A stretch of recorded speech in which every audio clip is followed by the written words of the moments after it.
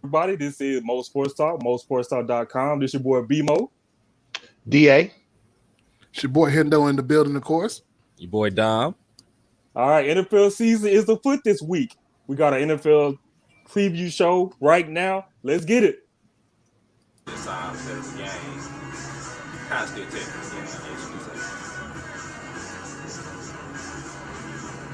Okay, so Mia must be driving. Oh! That's some Saints Row shit. All right, I want to thank everybody for tuning in to us right now. Mo Sports Talk. Like I said, mosportstalk.com is our website. Like, comment, subscribe. Make sure you hit that bell, too, so you can get our notifications because we're going to be running these shows, man, every week, man. NFL preview is afoot. Everybody knows what happened last year at the Tampa Bay Buccaneers, who won on their home field, won the Super Bowl, Tom Brady's 7th Super Bowl ring. You know what I'm saying? Pat Mahomes. You know what I'm saying? Maybe revenge factor for him. We'll see. You know what I'm saying? Newly fresh offensive line, fresh contract. So we may see another Super Bowl rematch. Yeah, because I know you're not big on repeats. You know, I think I'm thinking about it. I really am thinking about it because you'll find out later why I am not so high on the NFC. I am very high on the AFC, but I see no reason for there not to be a rematch today, of course. I mean, I don't got the Chiefs making it to the Super Bowl, actually. So I'll leave it at that. Tampa is sort of a shoe-in. Kansas City is sort of a shoe-in, but where did they get better at this offseason? Well, the Chiefs improved their line. Chiefs improved their offensive line. Tampa Bay just bringing everybody back. They already know what the deal is. Hey, this with the roster that we have, they feel that confidence like, hey, we got the same roster. There's only one goal in mind. Stay healthy and be good enough for another playoff Super Bowl run. But if you take away health luck, because that would affect everybody in the league, the Chiefs merely by adding more talent, and did they get the doctor back? I think so, yeah. Okay, so he's returned. They hope to get Kyle Long back soon. Just merely that alone will propel them. And I do think the loss will be a good learning experience for both the coaching staff and the quarterback.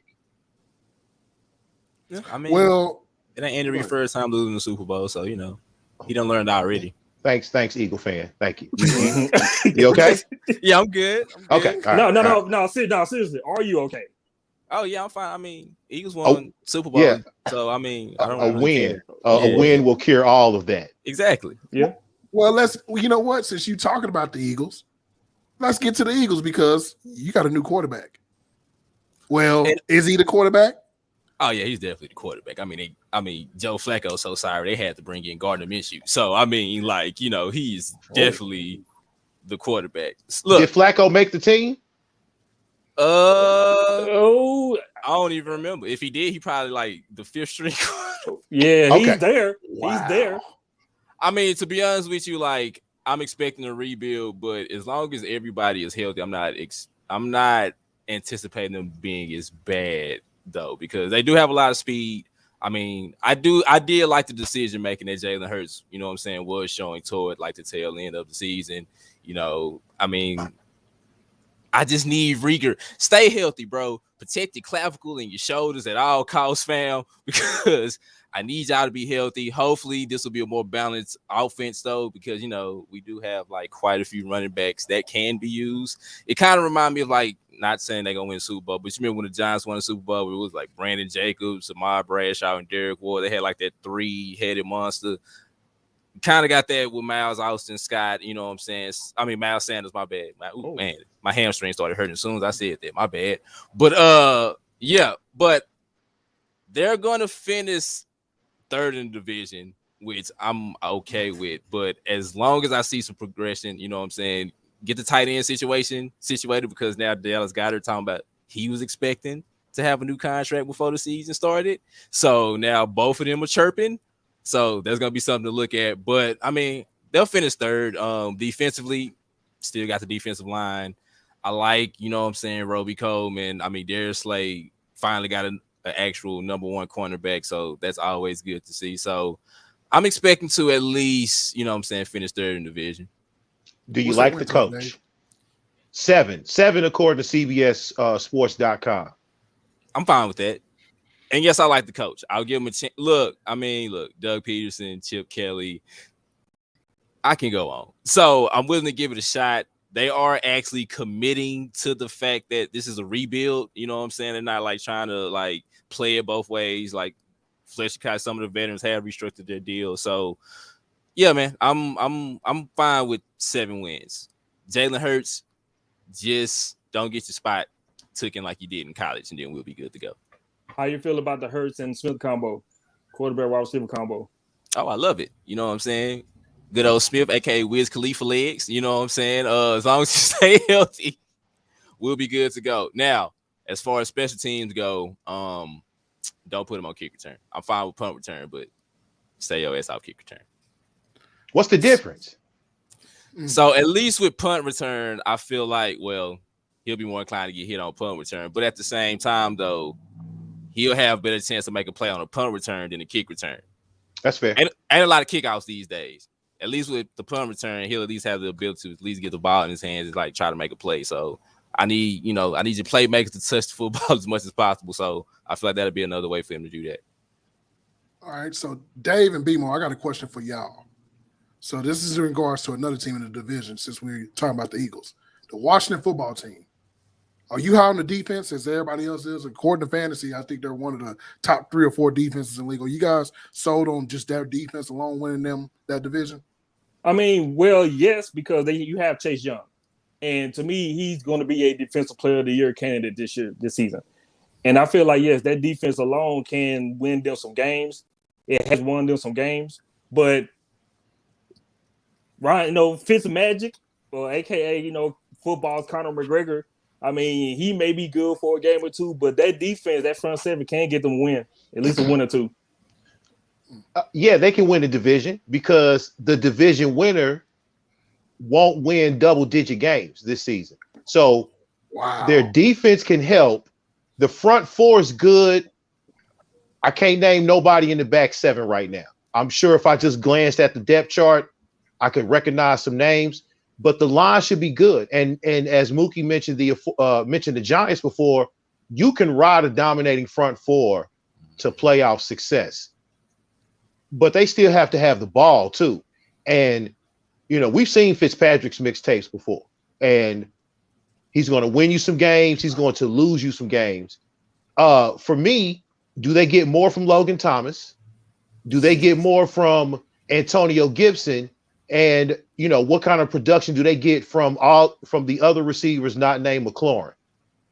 Sims, they signed Samuel from the Panthers. Mm-hmm. And this Patterson fella, this Patterson fella was a preseason star. So they're only going to be as good as the skill position players around Ryan Fitzpatrick. I do think he plays the whole season, barring injury.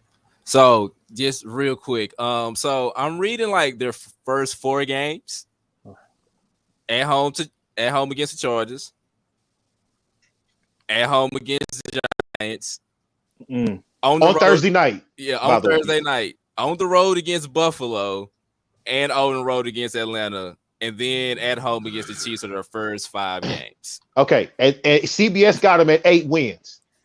8? 8. I got him at 8. I'm gonna say 8. My issue is this. I like Terry McLaurin. You like Gibson, right? I don't know if Terry McLaurin's the number 1 on a Super Bowl winning team. If that says agreed. When you talk about the back 7, you got guys like Kendall Fuller. Okay. I'm looking at they got Bostic. There's a couple of the guys on this team. Kendall Fuller, William Jackson III, Landon Collins. He's alumni. Landon Collins. Okay. Is he still any good? Well, I mean, he looked good in that defense last year, but this is a Ron Rivera type defense, right? Like we've seen this before. Now, I will say this. I'm going to say they have, if not the best, they got one of the 3 best front fours in football. We talk about Sweat, Payne, Young, and they throw out a couple of different guys, but then you got Jonathan Allen, of course. So, but still under 500. Mm-hmm. Okay. Yeah, I just think they're 8-8. I mean, they can't be 8-8. They're going to be 9. I'll give them 9, but I think that their defense is going to win them games, and luckily they do play some of those teams that are good at home. Fair. Whether that means something, because they can't go to Kansas City. Like, they're going to lose the Chargers. I'm sorry. I just look. You know what? Forget it. Bring up the Chargers. I know Dave was laughing at me earlier, and I know y'all got something to say about the Chargers, but I am high on the Chargers share. I got a hot take for that later. 9 wins, according to CBS. Yeah, too low. You think that's too low? I do. I think. Okay. The Chiefs are sitting at 12. Over. That's too high. That's too high. But are the Chiefs going to win the AFC West? Yes. Yes. Okay. Is there? Can you conjure up one reason why the Chargers will win the AFC West? And don't say Mahomes getting hurt. That's obvious. Derwin James is healthy for the first time. Okay. And if he's your biggest defensive playmaker, you add him to the Bosa, the offense is going to be elite. If Justin Herbert is everything that we all know him to be, you add Eckler. I like the Mike. Look, how many Williams receivers have they had over there? They got a Mike Williams over there. That's good. Yes. They got DA's cousin Allen, Keenan Allen, of course. Yes. Stay healthy. Please stay healthy. They're elite. It's an elite team, but my thing is, like, I think that there is no pressure for them going to like these last 3 years. There was pressure and they have injuries, but I think that they're healthy this year, and I just think that, man, like, if they're healthy, I don't know about the Chiefs. Like, I'll talk about the Chiefs in a minute. I get it, but y'all gonna tell me right now, is Pringle their number 2 receiver or McCole Hardman? I know one of them. One of them. Yes, one of them. That's fine. Like, say it now. Like, will the Chiefs win the West? Chiefs are going to win the West. Okay. But I do think that if they matched up in the playoffs, I would give a dying chance to the Chargers to beat them in the playoffs somehow if they match. Okay. Gotcha. All right. So, but BMO, I got to ask you a question because you're big on Derwin James. Do you think that Jerry James, if he comes back this year, knowing we know the talent, you mentioned him as a possible defensive player of the year guy? Oh, yes, most definitely. Yes, I did. And like we already mentioned with the Chargers all the time, stay healthy. I love Derwin James. I really do. Like I said, come back healthy. I really like him. That will most definitely help that Chargers team. To me, on both sides of football, they're very balanced. I like that team. I also like the head coach. I think the head coach is putting in a good position. You know, Brandon Staley, the offensive rookie of the year, Justin Herbert, by the way. You know what I'm saying? Like you said, let's show and prove and see what he has. But I really like Derwin James. I do like the defense. But like we pray every single season for the last 3 seasons, stay healthy, stay your ass on the field. Because you will always have a chance to win that division. They're not going to win the division, but they will most definitely be a wild card team this season. Would you bet $100 to win $500 for Derwin James, comeback player of the year and defensive player of the year? Comeback player of the year and defensive player of the year. You bet 100 to win 5. No? Nope. Not for both of them. Not for both? Okay. Hell no, not for both. Nah. They do it for both conferences. Is it one conference for the comeback? It's just one. It's one. Oh, no, because if Dak Prescott is healthy, I don't see how they let him slide. So all he has to do is play all 16, and he's a shoe-in? Yeah. Okay. Okay. But I mean, like, the Chiefs thing is interesting. I know everybody's buying in on the Chiefs, but my thing is, once again, you lose Sammy Watkins, you lose these guys, and Dave always says it. You're only as good as your number 2 wide receiver. Look, they got the offense, right? And Kelsey is probably their number 1 option. Tyreek Hill, number 2 in most cases. But after that, it's a little gloomy. I don't know about this Pringle guy. I don't know Mecole Hardman. I know that people hate him, but what does y'all do with the Kansas City Chiefs? Y'all seem to be high on them. This seems to be a lesson. This will test our good loss theories big time, because there is no such thing as a good Super Bowl loss. But I think they learned some things about play calling. I think Patrick Mahomes learned some things about defense. You know, he said on the shop, I'm just started learning how to read defenses at the beginning of last year. So he went up against an elite defense, blue chips at all 3 levels, and I think they learned a valuable lesson.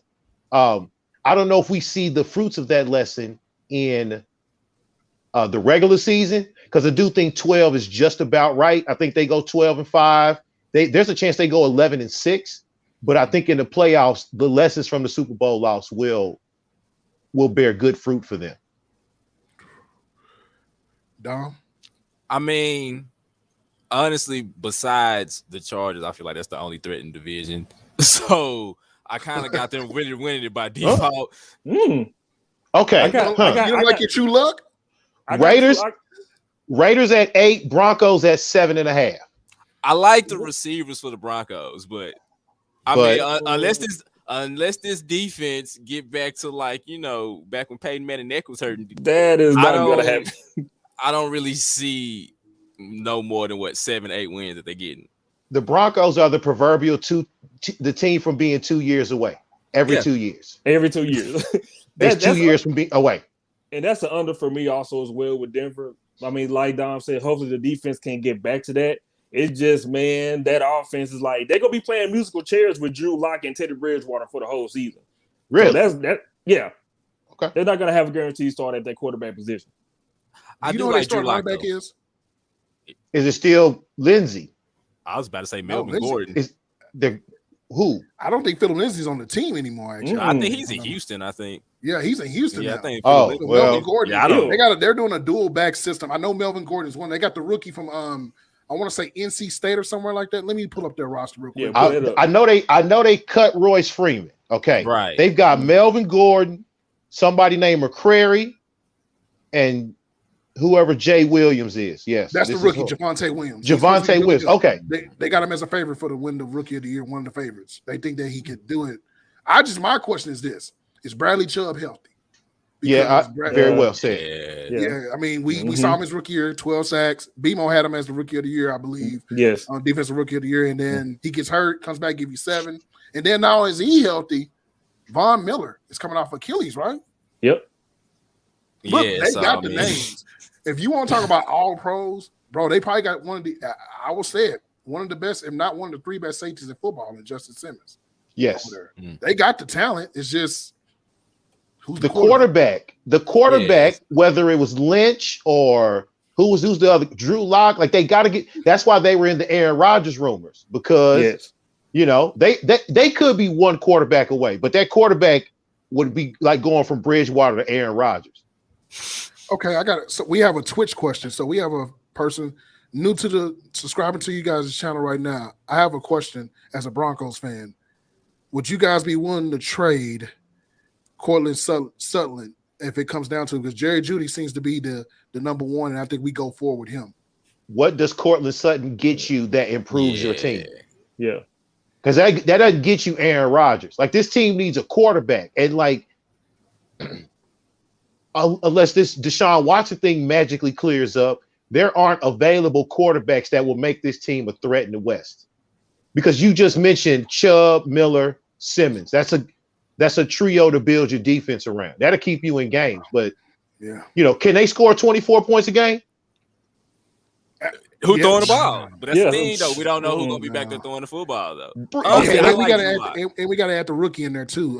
JC, is it JC Horn? No, Pat Surtain. Yeah. Is it Surtain? Yeah, junior, Mm-hmm. Yes. Surtain, yeah.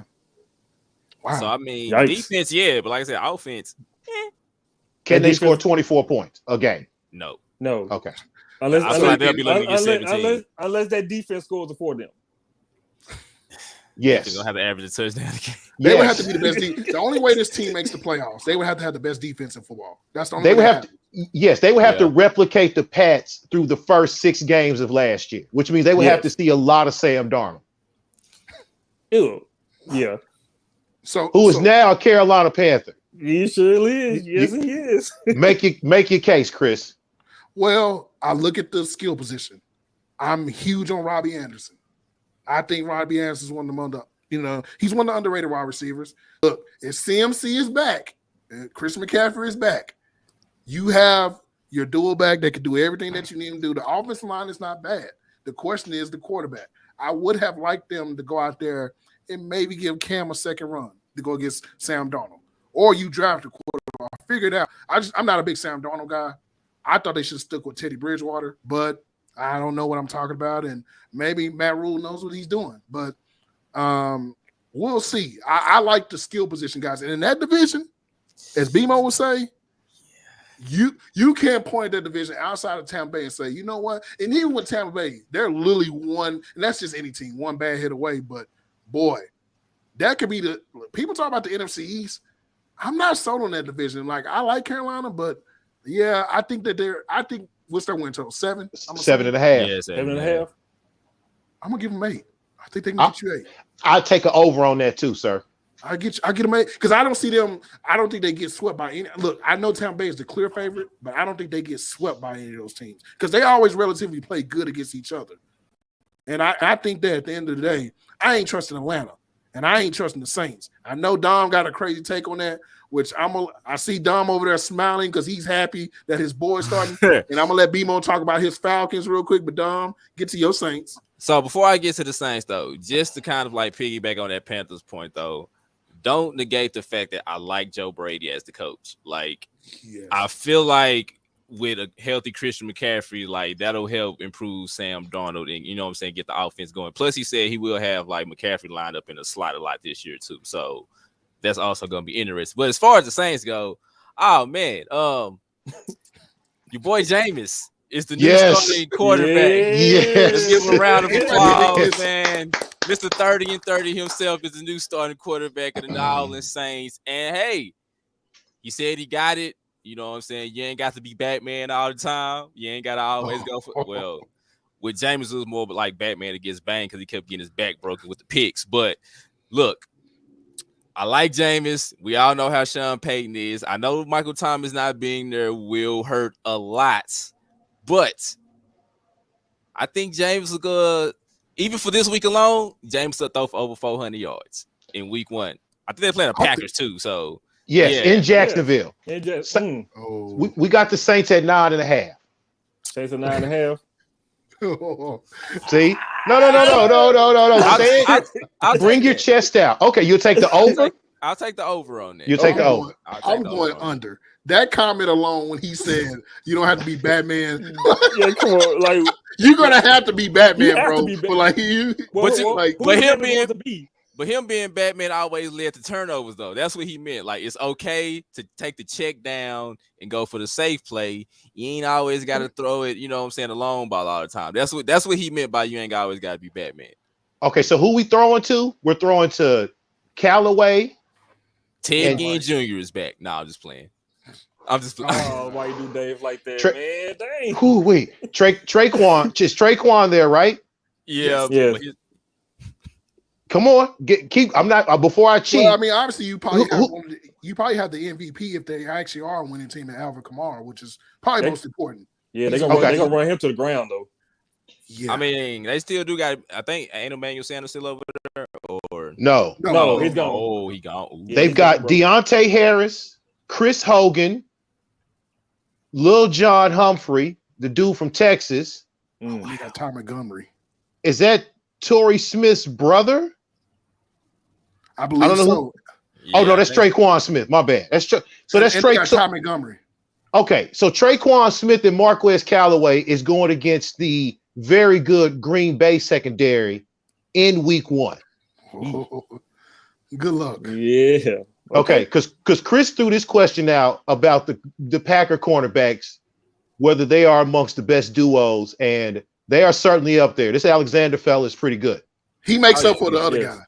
Well, yes, because we still looking at Kevin King's ass. They still looking at him, asking him, bro, you let that get past you, bro? Scotty Miller gave him nightmares. And y'all know why too. Right? Y'all know why. He underestimated him. But you know, the Saints I think they're better without Michael Thomas. I'm not a big Michael Thomas guy. I know people, they like him, but I'm gonna use Dave's theory. You remember how we used to criticize Andre Johnson for the lack of touchdowns? Yes. On production. Mm-hmm. Like after a while, catching 10 balls for like 60 yards gets out of hand, right? And I'm not but that wasn't his fault though. Drew Brees couldn't throw downfield. But is Michael Thomas a deep threat though? I think there's something to that. I don't think so. Like it's not all of a sudden. I don't think his yards per catch is going to go up because Jameis is there. I think that Marquez Callaway in both regular season, and fantasy life will benefit the most from Jameis being back there? They need to tank. They need to tank. I know I'm not. They got to tank because there's no direction. This like my thing is this: you don't think Taysom Hill's a starter, right? We don't think Jameis is the long term. They're gonna have to figure out something because they're like a middle of the road team. Like you got Cam Jordan, you got a few of those guys on defense, but for the most part, you got to find out how to get rid of Michael Thomas' contract, and which leads to my I won't say my big hot take, but I think personally the best. Well, not naming Mike Evans, the best wide receiver in this division is Ridley for Atlanta. I think he's unreal. He's a number one now. Yeah. So BMO, I know you high on the Falcons for some odd reason. You spoke highly of them a little bit, or you made some good comments about it. What do you think? I mean, I spoke with them a little bit, only because the fact of Matt Ryan do have another weapon. They did get Kyle Pitts, and I think that was a good pick for them. Him and McCaffrey really should have a great time if Matt Ryan can stay healthy and get back to somewhat MVP form, but they don't trade his ass. I'm surprised he's still there. But the only problem is, Dave, on that 3-4 defense, can you name that front seven? Can you name that? Can you? Oh, go ahead. I'm sorry. Okay, is Grady Jarrett still there? That was the first person. Grady Jarrett, yes, he's still there. That's it. You good? I don't know. I mean, and honestly, on skill position wise, the Falcons are at more of a disadvantage than say the Saints are, because who's the Falcons number 2 and 3 guys? Are we still looking at? Is it Gage? It's Gage. Russell Gage. Zaccheaus? Yeah, you got your boy. You got your boy. Mr. Cordell Patterson. Cordell Patterson is there also still as well. And Christian Blake. And Christian Blake. But the only thing with Patterson, they said they probably have him lined up more at running back this year. Yeah, so him and Mike Davis. He's second string running back. So him and Mike Davis gonna be doing that. And still also got Wayne Gallman as well. And look, the defense is not that. The defense got some names. I mean, I'm looking at it. You got Grady Jarrett, Deion Jones. Come on. Dante Fowler actually just signed with them. You got AJ Terrell, the rookie from last year. So what are they stopping? They're not stopping anybody with that defense over there. Yeah, they may run the ball. I think Mike Davis has always been a sneaky fantasy player, and they're saying they're gonna run the hell out of him. So, and they got Coach FedEx from the Titans. So yes, if you want to see an idea of what the Falcons offense look like, watch some Titans tape from the last couple of years. So the Mike Davis scenario is very plausible. So real quick, Hendo, my question to you real quick about Calvin Ridley though. I like that, but do you think he'll suffer from the juju effect being the number 1 receiver now? No, because what happened was when Julio got hurt, his numbers went up. He's an elite route runner. Unlike Juju is more of an athletic guy. I think you mentioned that when he got drafted, how he was at UFC being that sort of like showman. Yeah. I've looked at Calvin Ridley's tape enough, and people in the know. One thing about them Bama wide receivers, they all know how to run routes. I don't know think about it. You go down and list all these Bama wide receivers, the Waddles, the Devontae Smiths, all these boys. They run routes at a premium level. And my thing is this, he's dual. He can go inside and he goes deep.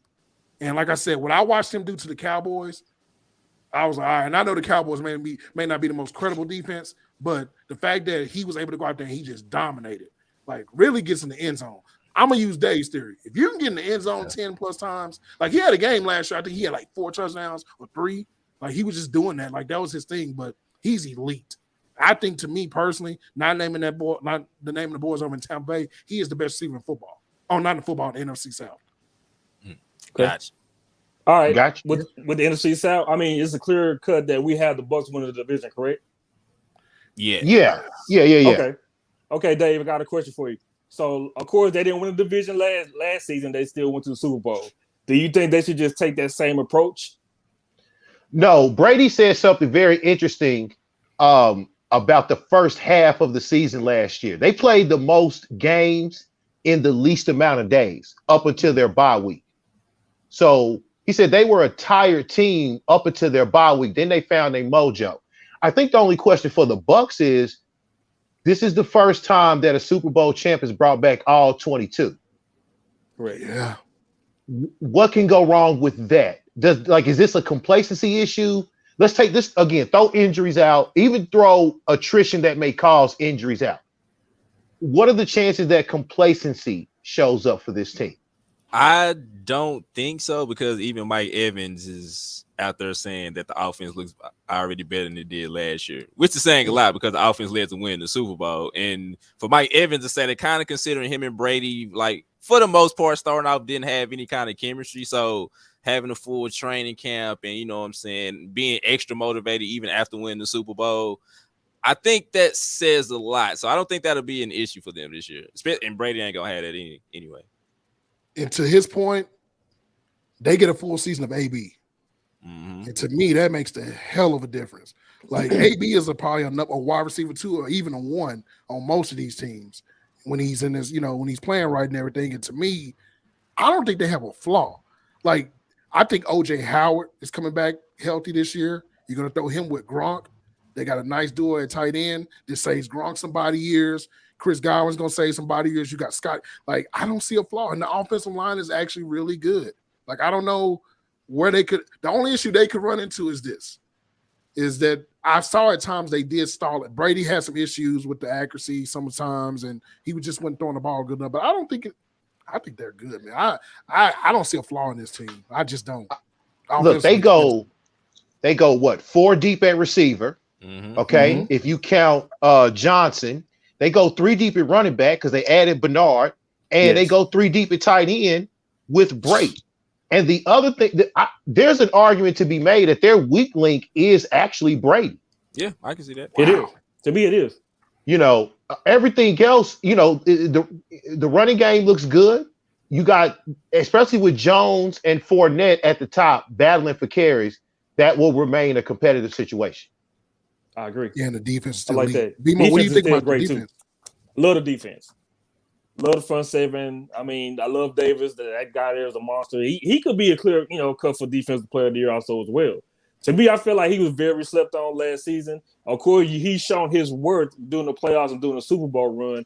And I think him alone makes that whole defense go. Our boy JPP, who led the defense in interceptions, by the way, Dave.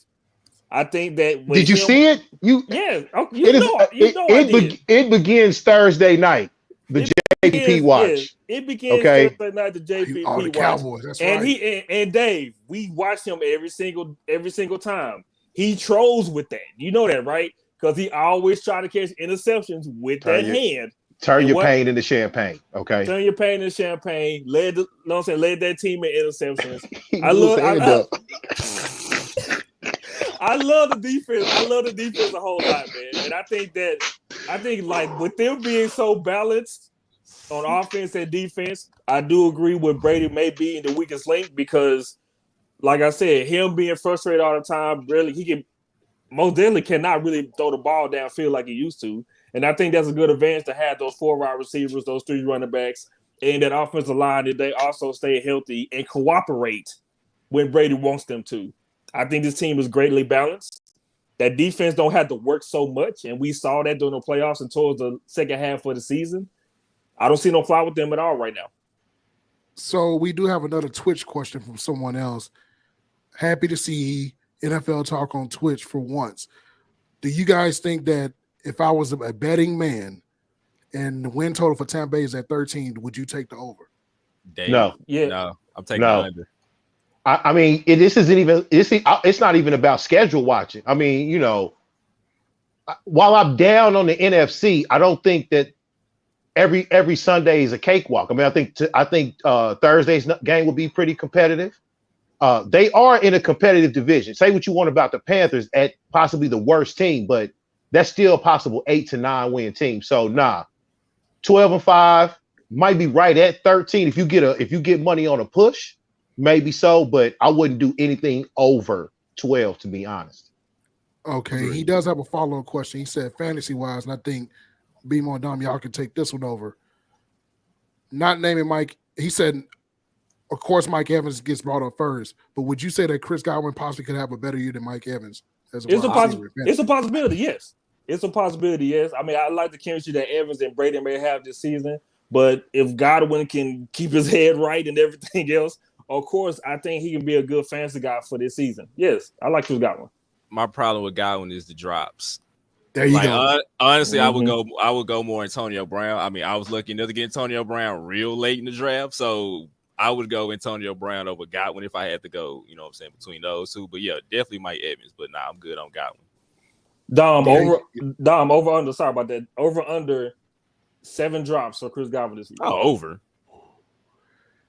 Yeah, he does have the dropsies. Yeah, he got the drops. I didn't know he was that bad at the dropsies.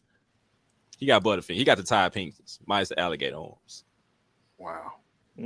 Well, wow, boy, that's. Oh, y'all want to take a quick little intermission and come back and talk some more football? Yes. That's a good question for y'all. All right, B-Mo, tell them what we got coming up next. And some good. We got some more. We need to talk about this NFC West, right? Because Dave is on fire. Hey, let's talk about this NFC West, which is the best division in football. We will talk about that next. We shall return.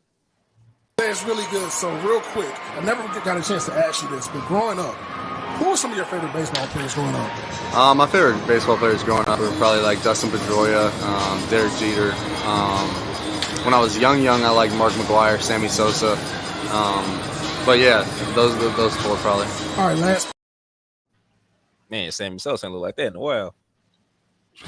Oh, wait a minute. Whoa. Well, wow. And we're back. Yeah, and we're most definitely back. He's wow. chilling. Sammy's chilling. All right. Is he? Hold on. He's chilling. He's chilling. Sammy's chilling. Okay. Is his skin tone studio lighting still? Yes. He's confident in his skin.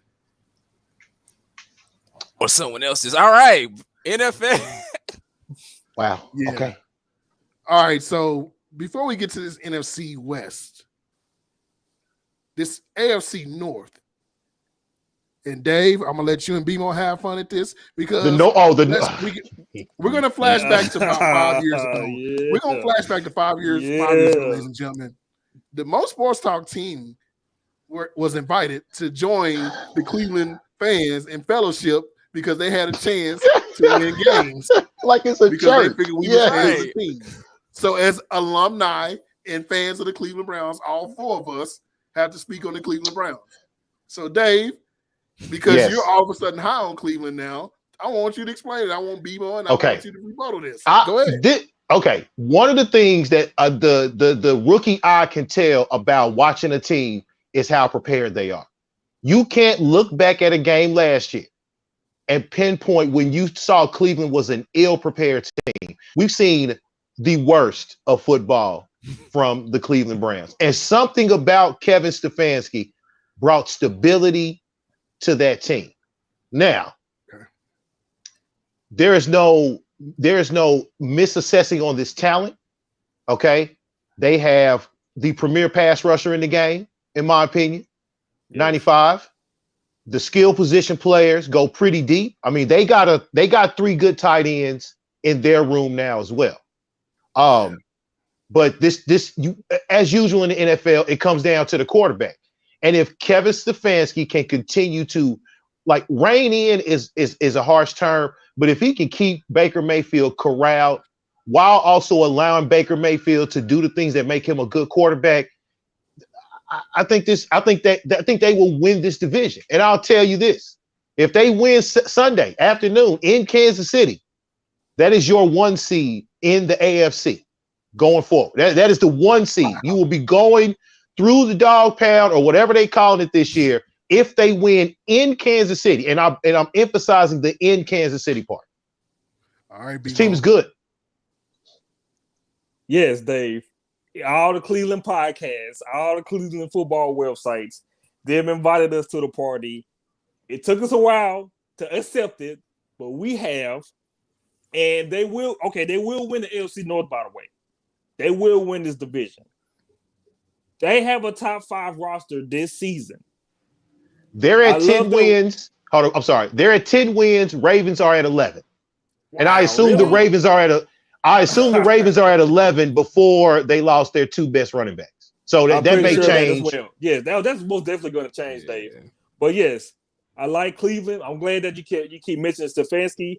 This is a football team that went through 3 or 4 head coaches and 3 or 4 offensive coordinators, back to back like that. And now you have Stefanski and you have a Baker Mayfield. Now he has time to grow and work with Baker. I really like this football team, man. One of the best at run the football. You mentioned Myles Garrett. I like that defense. Defense is coming along very well. But that offense is very, very good, man. And I really hope that they really came down to the point where they can win these close games, because they still lost some close games last season. And I think they kind of improved that. Here's my hot take. Kevin Stefanski will win Coach of the Year this season. Boy. See, okay, so how many wins to win this division? 11? 12? 11. Okay. I think we're overhyping this division. I don't know where they got 11 wins from. I like Baltimore, right? I like Mark Andrews, the tight end, right? Yeah, I mean, before Dobbins got hurt, you like him too, right? But my thing is this: they still haven't addressed that number one wide receiver spot. I like Hollywood. The Hollywood is not number one on a championship contending team. You need another receiver. And when they face a team like Cleveland, when they look over, Denzel Ward is guarding your best receiver. It's all hell to pay. Mm-hmm. What do you do? And Lamar is to the point now where it's like, okay, he can do these things. He's Superman, but I just don't see the hype in this division. Now, Cleveland, look, I was probably the ones that got yelled at because every year I was like, Cleveland is coming. Cleveland is this. Cleveland is that. And, for the most part, I just said to myself, like, they have the talent. The problem I have with Cleveland is this. Are they ready to actually win? Last year they stepped up, right? Mm-hmm. But are they actually ready to win? Which we do have another question from one of our Facebook users. I believe this may be Chad. It doesn't have him recognized, but it says, will Mayfield take the next step so the Browns can be relevant? See, my thing is this. Okay, what is the next? Well, no, what is relevancy? Right. Like, tell me, because they won a road playoff game last year. Okay. Mm-hmm. Okay. Yes, sir. They took advantage of some fortuitous luck, but they still held on and won that game. I think to answer his question is the mistakes that he made early on in the Chiefs game, he must avoid those all season. Okay. This team needs to be playing one, maybe two home games in the playoffs this year if they have any Super Bowl dreams. I see it. I get it. My question is this. Nick Chubb is going to be healthy even if Nick Chubb is not going to everybody's healthy, right? But Nick Chubb, you got Kareem Hunt. You got all these offensive weapons. I just wonder, will maturity mess this up? Because I can't imagine the game, and I know Odell's been a great soldier about it, but I'm waiting to see the moment where he don't get targeted at all and everything goes downhill. Because, like, for the most part, our boy Juice has been a quote-unquote leader of the team. So they've been like, hey, man, everybody's going to have their moment. If you guys remember, which Dom has brought up before, Njoku was upset about the whole, Austin, is it Hooper? Hopper? Yes. He comes along and he takes some of his minutes, and I got to see the maturity part. I'm not worried about the talent because, like you said, 95 over there alone makes it. They built probably one of the better teams. I think if you look at the overall roster, BMO mentioned top 5, I think top 3. Because you make it go to their line and say the offense line say, but other than that, I just don't see it. But Dom, I got a question to ask you because there's 2 other teams in this division, and we haven't even talked to Steelers because there's a Steelers fan on us right now on Twitch. He wants to know, why aren't the Steelers getting love? Because Ben Roethlisberger is still the quarterback. Yes. I mean, that's the honest answer. Like, as long as he is still the quarterback, y'all are not gonna be honestly. And I don't want to do this to Mike Tomlin. He might have a losing season. There's a chance that he might have a losing season. Wow. Did he start a contract extension? Yes. Yes, he did. He's never had a losing season, right? He's always been 8-8. No. He had 1 8-8 or 2 8-8s. Look, Roethlisberger is the weak link, and it may not be because of his arm, which has been surgically repaired. It's that nowadays he got people like 95 chasing him. Okay, you've got the Baltimore front 7 chasing him. Okay, and alone. Thank you. Yes. Cincinnati added the pass rusher from the Saints last year, so that's another guy. He can't escape the rush. All other 3 quarterbacks in that division can escape the rush. Like, sometimes it's just that simple. How many short third downs are they not going to be able to convert because the quarterback cannot move around. And while we devalue running backs, we will not devalue the running game, and their running game right now is putrid. They let Connor go. Yeah, Connor's gone. Look, Harris, they're predicting big receiving totals from Harris this year, maybe, but I need that. Have they replaced DeCastro in the line? Things like that. But your quarterback can't escape the rush, man. It's going to be a problem when you got to see people like 95 every, twice a year. And didn't they add Clowney over there too? Yes, they did add Clowney. Yes, sir. But they lost Bud Dupree in that. Right. So we do have a question. Defense, yeah. The defense will be fine. Bye-bye Joe Hayden, no BMO. Hall of Famer Joe Hayden gone, Brad. So real quick, and this is for BMO and Dave. He has a question for this. What do you guys think about Chase Claypool as a fantasy wide receiver this year? Well, I think he's going to be fine. I don't know what, I didn't see any numbers on what his average draft position was, but the receivers will be fine. Ebron, he'll be fine. I think they will get Najee Harris involved. I don't think you can pencil Claypool for 10 double-digit touchdowns this year, but he'll get 1,000 yards. He'll get 7 or 8 touchdowns. And if they include him in special teams or reverses, that may get him to 10 total, double-digit total touchdowns, but he won't get double-digit receiving touchdowns. Same way. He will get those double-digit if he does join special teams. One thing about Pittsburgh, they will throw the football. I mean, Big Ben going to be throwing at least close to 3,000-4,000 yards. So he will get the numbers. I don't think him getting the touchdowns, I don't see that, but he will get the numbers. You want to get him for fantasy, that's fine for yardage, but not for touchdowns. Okay, like that. So Cincinnati Bengals. Did they mess up already this season? Yes. Look, man, another team that believes that let's get the receivers and the skill position guys first before you build the line. You pass on Penei Sewell. It doesn't matter whether he was falling in the eyes of any of these draft gurus. You needed a line. Part of the reason why your quarterback's knee turned into mush this past season, even though the play was on a scramble, he was the most hit quarterback going into that game. Yes. And they decided that Jamar Chase is the resolution to protecting Joe Burrow. I totally disagree with that. And the coach, I don't think the coach makes it through the season. My issue with that is, and you're right, I don't think they need to. I get it maybe from commodity reasons because Jamar and Joe had a history at LSU, but my thing is this. I'm a huge fan of Tyler Boyd, and I'm a huge fan of T. Higgins. I don't see unless they plan on having this triple threat at wide receiver. Now, look, not naming the offensive line, I'm willing to say, not naming Cleveland, they have the best set of offensive weapons. Because if you look across their team, Joe Mixon, yes, we don't doubt Joe Mixon's talent. I think they arguably have the best young core wide receivers as a trio, and probably in football. When you think if Jamar Chase turns out to be good, which hasn't been really good at all in preseason, but if he's anything what he's supposed to be, you throw him out there with Tyler Boyd, who had a sneaky, very good year last year, and then you throw out there with T. Higgins. This is a talented team, but once again, when you're out there, as soon as you hike the ball, you're running for your dear life. What's their win total? What is their win total? Keep talking. I'll look that up. I don't think it's very high. 6.5. Oh, okay. 6.5. Under. Yeah, I'm going under with 4. And that's why it's going to get the coach fired. And I think that as we keep bringing up T. Higgins is why you didn't need to take Jamar Chase. Exactly. There you go. Well, I mean, I agree with you with Dave with the coach being fired, simply because I think they're going to rush Joe Burrow back, and I really don't think they need to do that. Because getting Higgins, getting Boyd, of course, and you getting Chase, I totally get it. I totally get that. But the main problem is when you get this quarterback so high at number 1, the main thing that you have to do is, and you have that opportunity to do that, is to draft offensive linemen in the first round early as much as you can.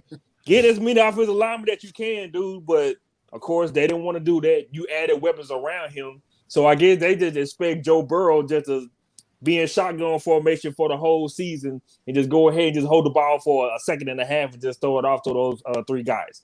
I think that coach will get fired. Go ahead. They got the AFC West and the NFC North in their cross schedule. And you're talking about 2 premium divisions with premium pass rushers all through it. Yes. Which, before we get to them divisions, I got to ask, I know the Titans are going to get mentioned in the South.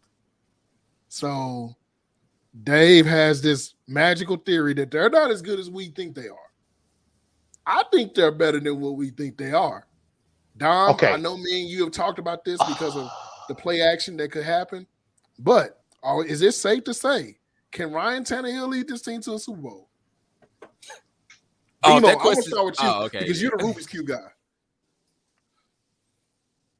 Really, like, look, Tannehill has shown his improvement. That's good, but you are always going to show improvement when you got Derrick Henry behind you. Okay, you added Julio Jones, and that should be good with a matchup with him with AJ Brown. I get that. I totally get that. But as Mike Vrabel has learned when it comes to the playoffs, you run the football, and that's exactly what they did with Derrick Henry. Now, with them running his ass to the ground, which they're going to do again this season, and try to keep Tannehill with under 30 pass attempts, that's good. But also at the same time, it's like, what if it get to a point where I hope this doesn't happen to Derrick Henry, but that Ty Gurley effect maybe kick in, and then it gets to a point where you got to rely on Ryan Tannehill for him to get you through this playoff push. You can't run the football like you want to run it like that. You got to give it to Julio, and you got to give it to AJ Brown, which we know Julio can't get into the end zone. So hopefully that may change. But Ryan Tannehill to be a quarterback to lead them to a Super Bowl in the AFC, no. 9.5 on the win total, and they play my beloved NFC West this year. Okay, Ooh. They also have to go to New England, to Pittsburgh. I'm still gonna go over. They can win those games. They get the Chiefs and Bills at home. I think they win those. I think they can win one of those. Oh no, they split those. I think they got 10. So Dom, how many wins to win the AFC South? Oh, I think it takes. Oh, they win that by default. They 9 wins. They win that by default. Okay. Yeah, they win it by default. So Dom, Julio. So I mean, look, yeah, go ahead. No, because kind of like to kind of rebuttal B-Mo's point a little bit. The end zone thing, yeah, it was definitely horrible in Atlanta, but I think this time he has an actual legit number 2 on the other side, and they got to worry about the run game with Derrick Henry. So that's going to open up a lot more for everybody involved. So even if they do end up like kind of running Derrick Henry a lot, at least the box will be open a little bit more because you got to worry about Julio and AJ Brown on both sides now. Now, my concern is some cornerbacks for Tennessee. Ooh, Lord. So, jeez. Now, luckily, the division for the most part, you know what I'm saying, is pretty stale with the wide receivers. So they should be fine division-wise. But Dave just said with divisions, they're going to have to play crowd, you know what I'm saying, for the NFC. So y'all going to have to worry about some dogs coming. DeAndre Hopkins coming to the building, fam. Yo, they are the latest stop for Jack Rabbit Jenkins, by the way. He made the team. Yeah. And will be getting prominent snaps, okay? He's like their number 1. No, he's their number 1. They're putrid. They did a good job, though. I think the Bud Dupree move was a good move. Bud I agree. But I will say, to me, the biggest thing that they messed up on this offseason was, and I get it, you probably look around and say what could be better. I like Jonnu Smith, and I thought getting rid of him at tight end is a big mistake. Yeah. Can anybody tell me who they starting tight end is today? Not as I'm scrolling. Nope, not on top of my head. Okay. Yeah, it is I think it's your former Cowboy. Jeff Swaim is the number 1 tight end for the Tennessee Titans. They're going to be doing, okay. They're going to do, that sounds like a lot of spread life, a lot of 4 receiver sets. Yeah. But are we all in agreement that they're going to win the division? Yes. Yes. I don't. Okay. So I guess the only other team that's contending with them has got to be the Colts, right? Yes. That's it. Well, so I guess that's my cue. Oh, my bad. Please go ahead. Because you have the most. You have the Go ahead. Explain why. Okay, so here's my thing with the Colts. Obviously, we know they have a new quarterback. You know what I'm saying, Carson Wentz, who is fresh off the injury list. but now he's got to be fresh off the COVID list now, and he's already basically made, you know what I'm saying? Like, I'm not going to get into all that. He already made a statement clear on how you feel about that. So that's one thing you're going to have to worry about during the season.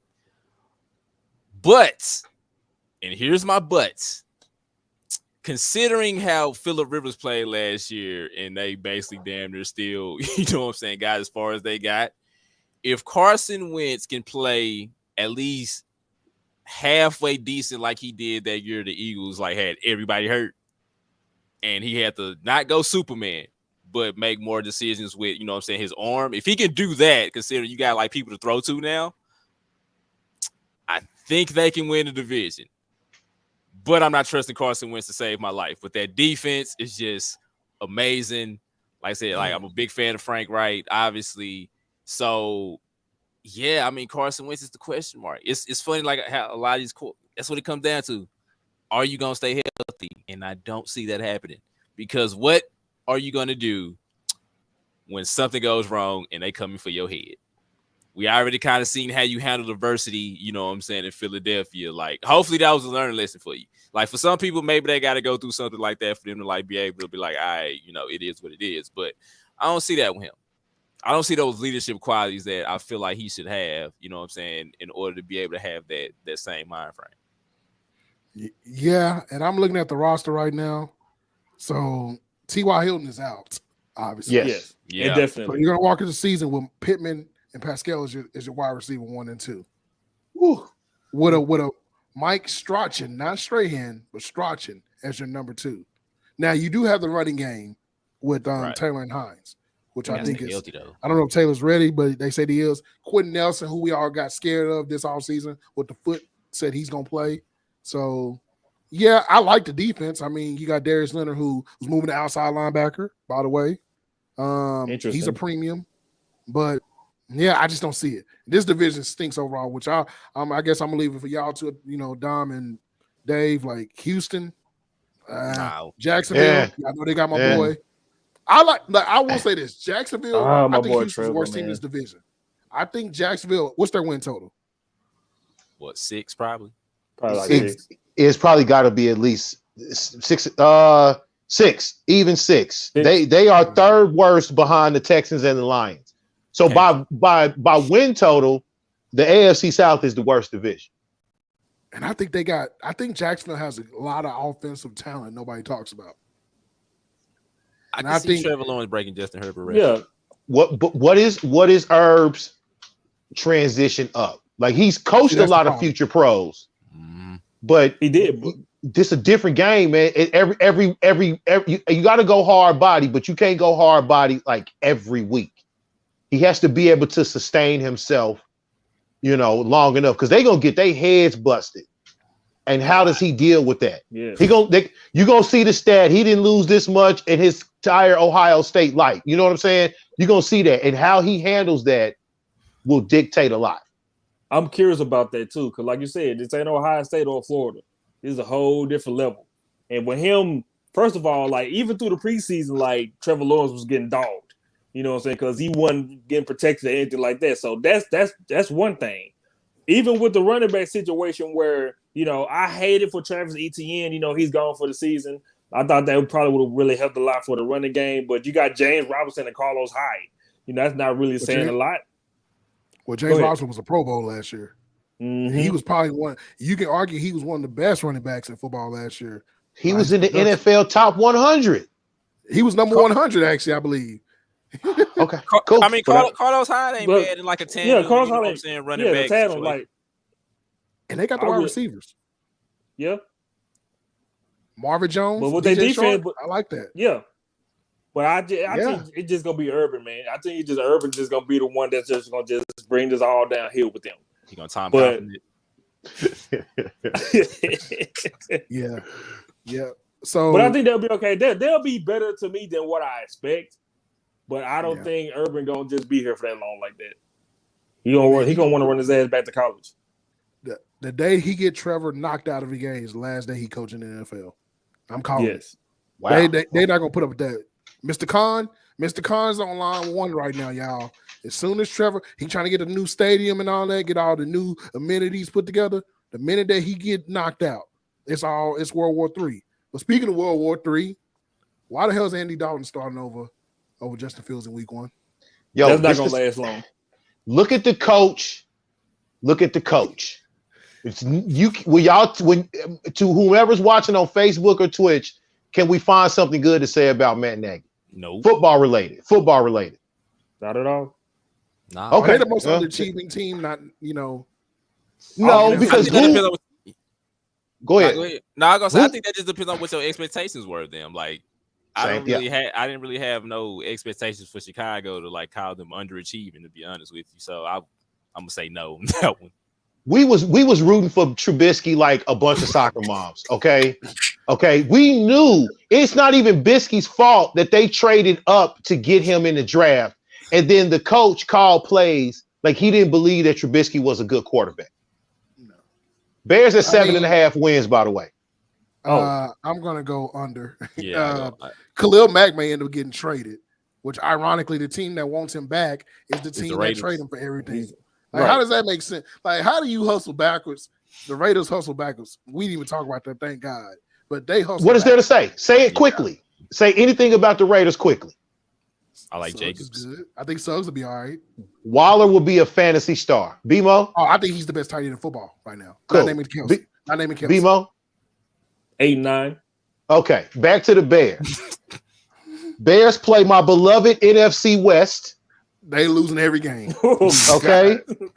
And they play the AFC North.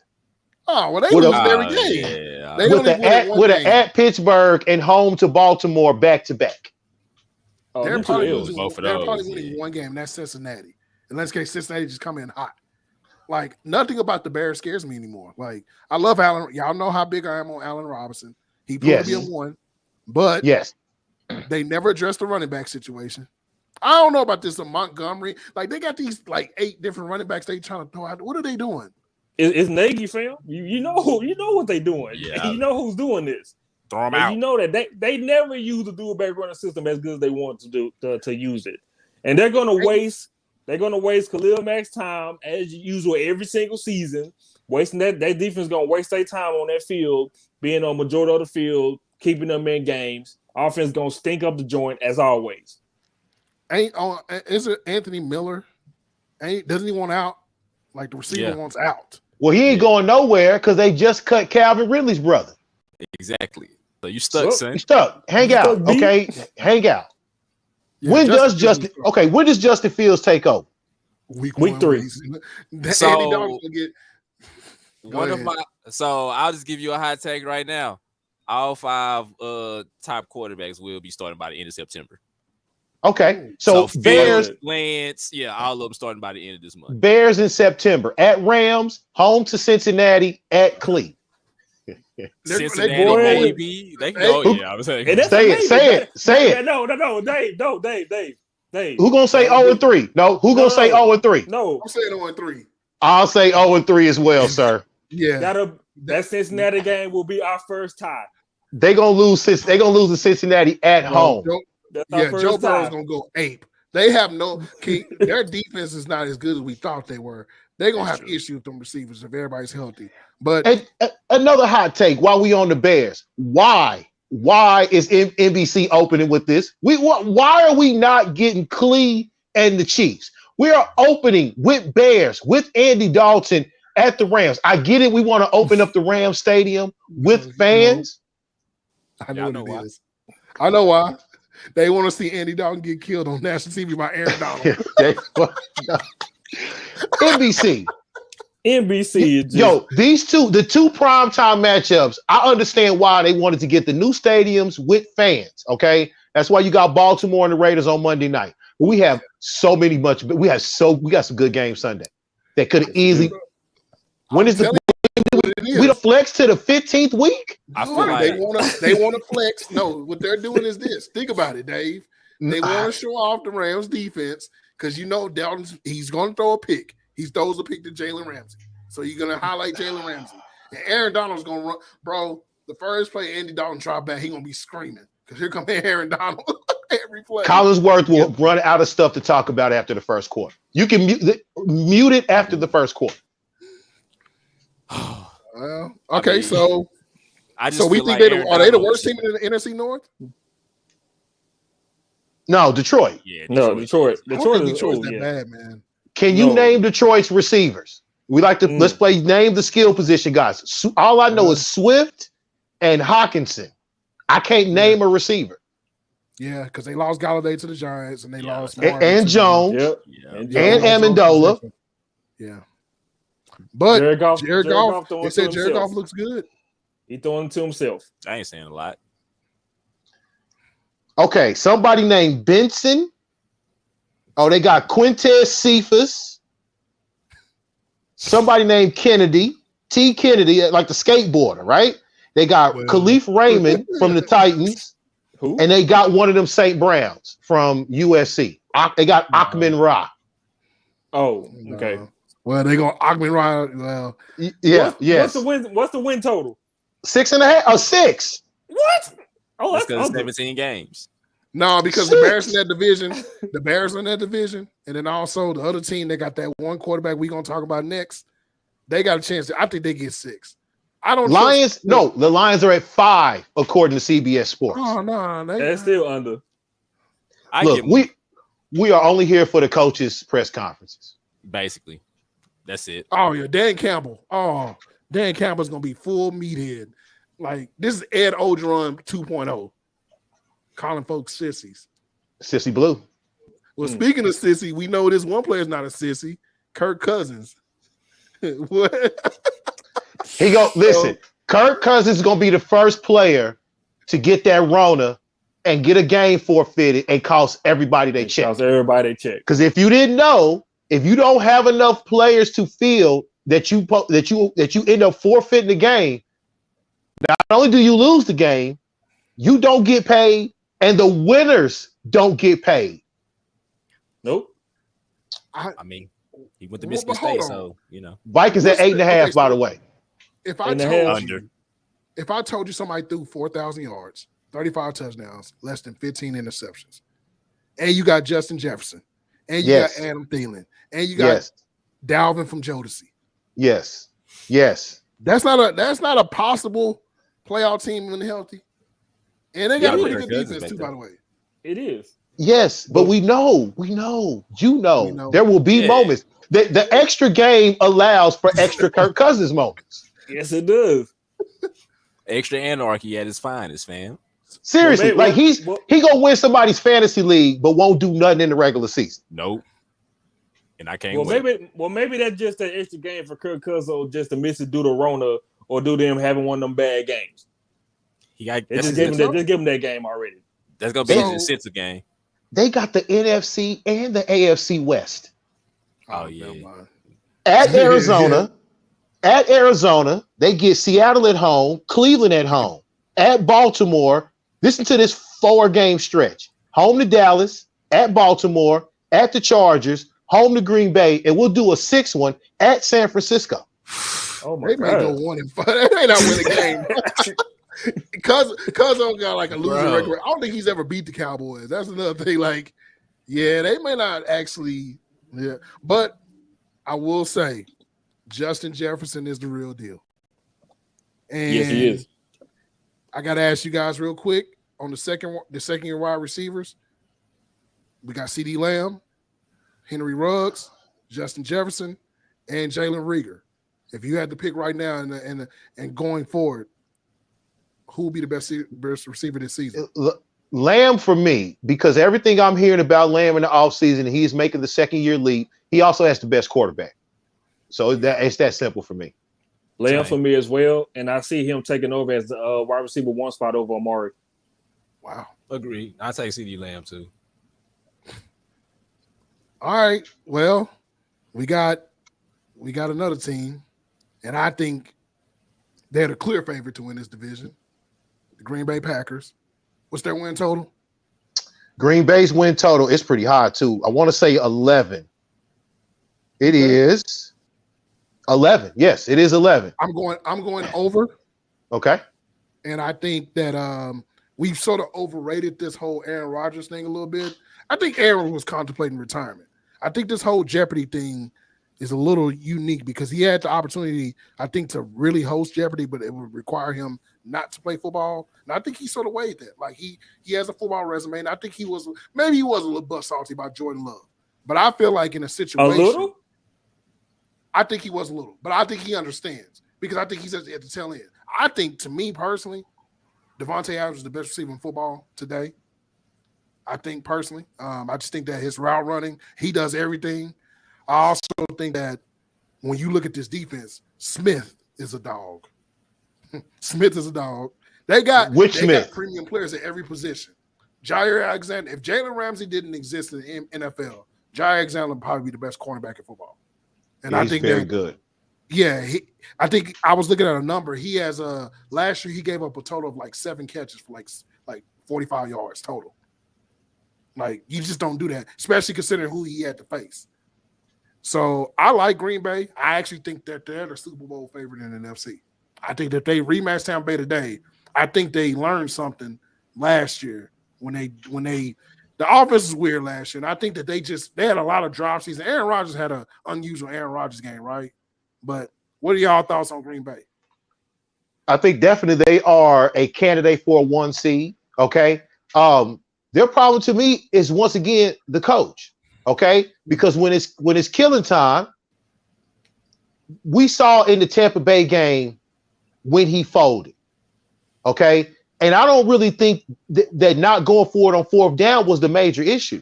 The major issue was the 3 plays that they tried to run to Devontae Adams in that situation. Now they tried to run 3 different routes, going 3 different ways, but they were all failures, either by play call or by bad throw. I think one was a bad throw by Rodgers because he threw it in the dirt.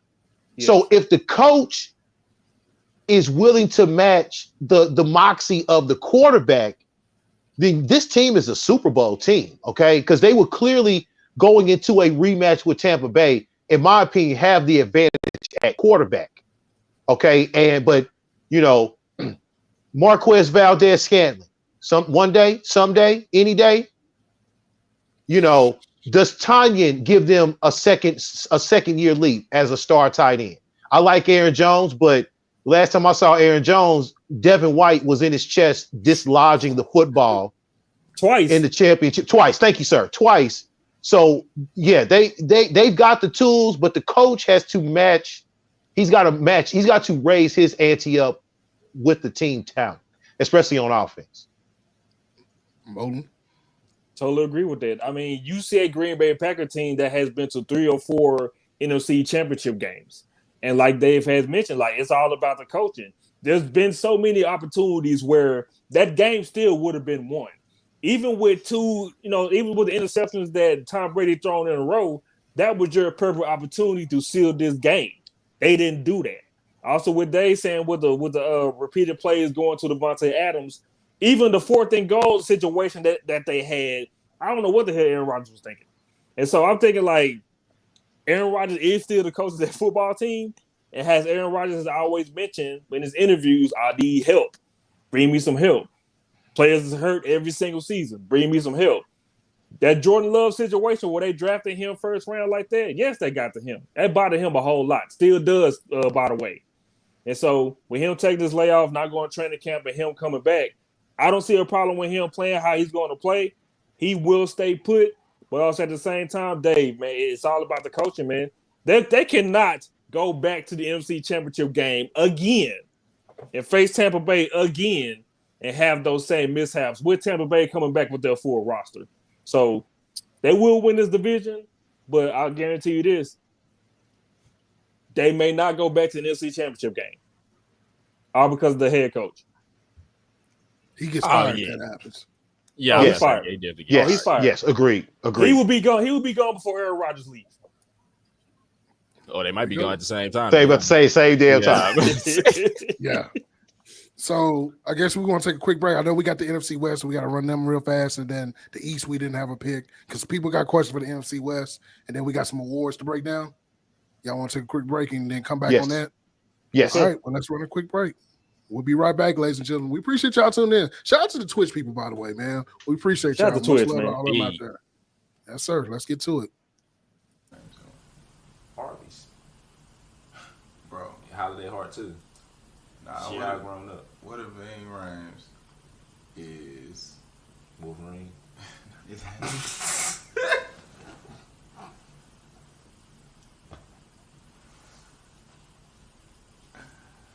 Hey, Ving Rhames' Wolverine is nuts right now. It's just crazy. So we gonna leave it at that, man. But let us know what y'all think about. Answer got to cut that beard, man. Hey, one time for Steps. you forward trip, man. Steps. The boys have us going. So, Dave, I'm gonna let you lead this one off with this NFC West because you got an extreme take about the NFC West. This is the best division in football. Okay. And I think that Cliff Kingsbury, as the weak link in this division, will make a leap. Now, their win total, according to CBS.com, is 8.5.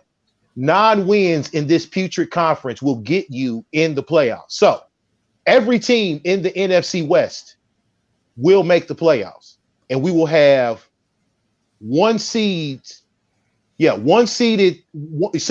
from the other 3 divisions. I think it's going to be the Rams. It's sort of the obvious choice, but to me, these are 4 of the 7 best, 8 best teams in this conference. Okay. And they will all finish over 500, even if it's the Cards at 9-8.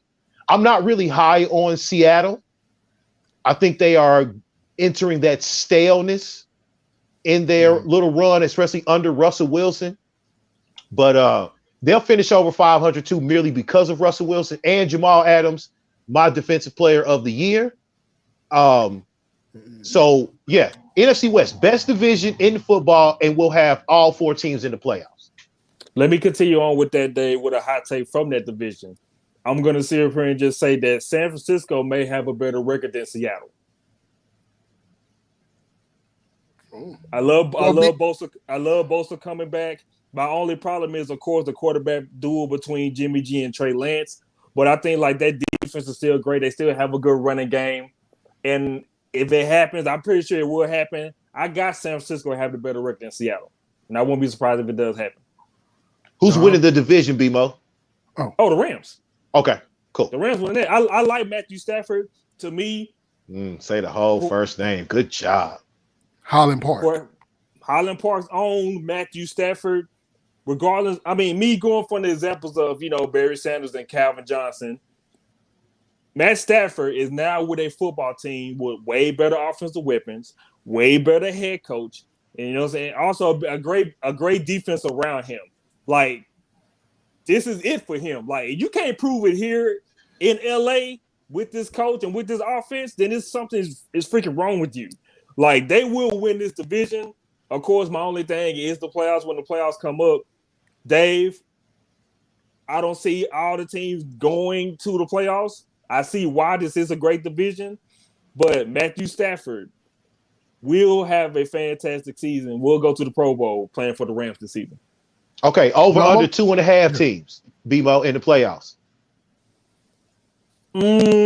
Under. Okay, so just 2? Okay, gotcha. Dom? So I'm picking the Rams by default. However, if healthy, the 49ers will win this division led by Trey Lance. So Trey. Yes. Yo, I'm just saying it now. Wow. This Shanahan fella. Yeah. He can whip up a program. He can whip up a plan, dog. Yes, he can. Okay. Yes, he now, can. His horniness for mid-level quarterbacks is not that's I don't know what that is, but yes, I'm with yes, sir. And I caught some preseason football with him having Jimmy G and Lance in there. You know what I'm saying? They had Jimmy G pretty much in the pocket. They had Lance running the RPOs, but he did have both of them doing play action and doing throw. They had Jimmy G out there running RPOs as well. That's who Dabo should have called Saturday, okay? So he could have whipped up a plan. So we do have a Twitch question before I answer. The Twitch question is this. So person says, DA, you got to keep the same energy. If you're going to tell me that Urban Meyer has to prove himself, then Mr. Kingsbury has to prove himself too as a college coach. I don't disagree. And Urban has had way more college success than under 500. But Yeah. I do think that Cliff Kingsbury has learned some things in his first 2 years. He has admitted as much that he let some basic areas in the game go unattended, like clock management, timeout management, okay? Having a team prepared to play. Like, take that Jets game last year. They were totally unprepared to play. You don't find that with a Shanahan or even a Stefanski coach team, for example. So if they get the preparedness part down, yes, they will be fine. They will be a playoff team. All right. So I hate to bust everybody's happy party of the NFC West, but my God. So y'all trust San Francisco with the receiving. I like Ayuk. He's a number 2 on a good team. I think some of these guys, look, Kittle, is he healthy? Because Kittle's been taking a beating for the last 2 years. We're going to see. Yes. Right? Mm-hmm. I like Trey Lance, obviously. I think personally the best linebacker in the division is on their team. I know Bobby Wagner exists. Fred Warner. Yes, sir. Yes, sir. The best linebacker in the division. I think it's safe to say. Now, in saying that, I don't think they're a playoff team. And this whole thing about the Cardinals, they're the phony clones of the NFC. Oh, wow. Because my whole thing is this. We love K1. They love Kyler Murray. We all love Kyler Murray. But boy, we gonna see. Because the running game, you got this Edmonds guy. I think you got Kenyon Drake, if I'm not mistaken. They doing the dual back system. No Chase? Chase gone? Chase Redmond. I'm sorry, they do have Chase. Yeah. Chase Edmonds. Yeah, okay. Edmonds. Yeah, so they do have Chase Edmonds. So they got a nice dual back core. I just don't know about the Cardinals, man. Look, Budda Baker. We all love Budda Baker, right? We love him. I just don't know about them either. Like, it's the coach. You don't trust the coach. That part of it too, which leads me to Seattle. Pete Carroll's going to get fired after this year. I think that he's overstayed his welcome. This team has not gotten better since the Super Bowl. They've been lucky that division had an overhaul in that 2-year, 3-year gap because every team got worse along with them before they got better. Right. I like DK. Tyler Lockett. They got a nice duo over there, but I just don't see Carson. Everybody was hyped on him in the fantasy stuff. I like the team, but I just don't see it. Jamal Adams, he only rushes the quarterback. I gotta see him in coverage, and he got exposed a little bit when it was time to cover. And a lot of that has to do because they don't have elite corners in Seattle anymore. Like that's just something that they don't do anymore. But to this Rams thing, I know people want to give a lot of pressure on Matt Stafford, but I'm gonna keep this in mind. I keep mentioning every team that's a Super Bowl contending team has a clear number 1. I like Robert Woods. I like Cooper Kupp. But none of those dudes can be a number 1 on a title contending team. Because if they match up today versus the Buccaneers or even the Packers, Jair Alexander taking whoever they got, and that's it. They got to find somebody that can solidify that. And then my whole thing on the Rams is they lost their running back. They lost their running back before the season even started. Yeah, and Cam Akers. Yeah, and to me, that's a big question. But other than that, defense is marvelous. Y'all, we love the defense. Aaron Donald, I think, obviously, defense player year every year. He exists. Jalen Ramsey is the best corner in football. I know Dom got his jokes for Jalen, but Jalen is Jalen, and he's cold. That's but true. I think it's one team in the playoffs in this division. I just don't. I'll give you 2. I will say today, if I had to pick 2, I'm taking the 2 with the quarterbacks, and I'm going to go with Russ, and I'm going with Matt Stafford. I think that Russ is going to make up enough of his level of talent. He probably has the best set of weapons all around to deal with DK and Tyler Lockett to go along with Carson. Other than that, okay, go ahead. You think you like Arizona? No, my only thing with Chris Carson is that man got the fumbleitis, fam. Like he cannot stay healthy and he can't hold on to the football to save his life. So you gotta. That's always in the back of my mind with Chris Carson. Like I know the fantasy love, but like watching him actually play, he always coughs the ball up at the most inopportune moments. Which also presents a conundrum for Pete Carroll's offensive staff. When they wanted to let Russ cook and he was cooking at the meals to everyone else, they tried to go back to the running game and the running game was not effective. So they're stuck. Okay. I think their best weapon is to run the offense through Russell. But you have to have a good balance with that because when he was quote unquote cooking, he cooked for a minute, but he also burnt a few plates up. And it wasn't because lack of protection or bad play call. He just made a bad throw. We saw that a lot last year. All right. Well, I guess before we get to the awards, we already talked about the two teams in the NFC. Dom talked about the Eagles, and we did talk about the Washington football team. So we got the Giants and the Cowboys. And BMO?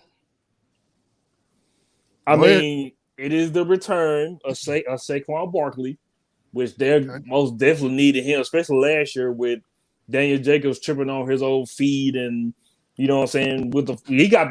Somebody got the fumbles, Dave. He most definitely got the fumbles. And having Saquon, they went from Eli. They went from Eli to him. That's crazy. Yeah, from interceptions to fumbles. You know what I'm saying? Like that's is not this a good transition. Is this his last year? Yes. If that team is 8-8 or 8-9, and the reason why they're 8-9 because he throw a lot of interceptions, BMO will tell you right now who's going to replace him at quarterback. Go ahead. But quick question before you answer, BMO. What if the interception is because that offensive line sucks ass? Like even in the preseason, fam, they've been getting mauled back there, bro. Like I am not confident in Saquon Barkley coming back and running behind his offensive line at all. I think No, not at all, man. I don't like the quarterback. And I think the defense improved. They played hard. They got a good season from Leonard Williams. Mm-hmm. The quarterback, he was running butt naked through the wild blue yonder and just tripped over his own feet, dog. Feet, bro. His inability to protect the ball. This is a Bisky situation. It was no way he was a 6th pick in the NFL draft at no other time. And he got put into this unfortunate situation. So BMO, we got a Twitch question for you directly towards you about the Giants. Does Kevin Galladay help this offense in any kind of fashion? Yes, he does. He most definitely does. I mean, like I said, with Saquon coming back, Galladay, he does help. Throw it to the dude. Like, give it to him. You know what I'm saying? Can Daniel Jacobs let go of the ball long enough to throw it to also, Sterling Shepard? You can still got Darius Slayton. Evan Ingram is still there. But that offensive line, like Don said, is trash. It's poo. Do he have enough time to do it? Because if not that, we're going to see some more fumbles from his ass. And they really need to do some shit. Saquon is going to be back in pass protection. I'm expecting that already as it is. That's how bad our offensive line is. But if not that, Daniel Jacobs will be gone. And you know who's second on the depth chart, right? Yeah. Good old Mike Glennon. Yeah, good old Mike Glennon is ready. Yeah, good old Mike Glennon is ready. I was gonna guess Geno, but I guess he's still backing up Russell Wilson. Yeah. Okay. Geno would never touch the field if they have. Mike Glennon, Dave. Mike Glennon is ready. He is ready to take over. You're reminded that the Chicago Bears once guaranteed Mike Glennon $16 million, and then traded up for Bisky. Speechless. According to a Facebook person, Daniel Jones is trash, and I hate the Giants. And then he's a Giants fan. Good. Hey, good. So other than that, we obviously got the one team, the Dallas Cowboys. Now, there's an expectation, then there's reality. This division is probably the one the more winnable. I think all 4 of these teams can win the division somehow in some weird way. Yes. Because of health. Because health is going to play a part on all 4 of these. But outside of Dak, and this is for everybody, why would the Cowboys lose the division ultimately? Okay, I got a stat that I saw from last year. The Cowboys were 7th in turnovers. They were 20th in interceptions. Mm-hmm. So a lot of fumble luck, okay? So this is a continued trend of this team not being able to force turnovers. And I think the defense's inability to get this offense short, easy drives for points will doom them in. Dom, as an Eagles fan, can you explain what you see in this defense or what you don't see? Because there is one guy that you like to target on this defense. I mean, well, yeah, that's true. But I mean, to be honest with you, I feel like a lot is going to fall on Zeke. You know what I'm saying? Like, yeah, it's good to see he's back in shape. But my thing is he going to be that Ezekiel Elliott that he was the first couple years in the league. You know what I'm saying? Because his stats have always looked like, even when he was suspended, you know what I'm saying, he came back, did what he had to do. But Ezekiel Elliott's just shaky, fam. And that secondary, which is saying a lot because, like, at one point, the Eagles had the worst secondary in the division. And now the Cowboys is right there in the running for that. But, I mean, honestly, yeah, we're going to have to see what this offensive line going to look like, too, though. Because, before I get to you, BMO, go ahead. What's your difference maker on Michael Parsons? Because I think Michael Parsons makes a huge difference. I think we've seen a lot of film on him. And look, anything to get your boy off the field. He's going to get off the field anyway. Can you talk about him, BMO? Because I want you to go on your little rant about him. You know who I'm talking about. Go ahead, BMO. Are you talking about Swiper? Yeah, most definitely. All he needs is the purple bandana like the Ninja Turtles, like Donatello. But him also with Leighton Vander Esch. This is his last. These are their last seasons on their contract. They will not be back simply because you have a Michael Parsons. And shoot, you can also name Keanu Neal, where he came from Atlanta. Mm-hmm. Go ahead, Hendo.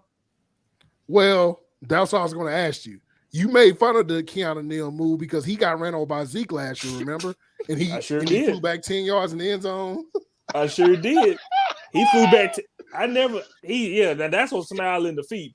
But you have a Keanu Neal who's a part of Dan Quinn's no defense, came over here. He was a safety. He got converted to linebacker. And according to the depth chart, he is the starting linebacker over Jalen Smith. With that saying that, Michael Parsons, matter of fact, Michael Parsons is my defensive rookie of the year, by the way. This guy was fantastic. Saw him at Penn State, defensive player of the year at Penn State. Healthy, very young, very quick, athletic, can run sideline to sideline, has a very quick knack for the ball. And I think with him, he knows how to create and get turnovers, which Cowboys are like 28th and already in defense, by the way, from last season. Michael Parsons will continue to be the starter for this football team.